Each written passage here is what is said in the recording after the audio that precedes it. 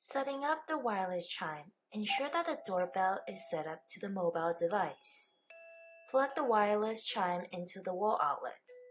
Using the buttons on the side, you can scroll through 52 different doorbell chimes. Press and hold the volume button on your selected chime.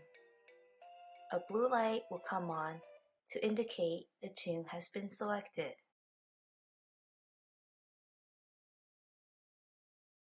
Complete the setup by pressing the doorbell. The first time it would not chime, but the second time, doorbell would chime the selected tune.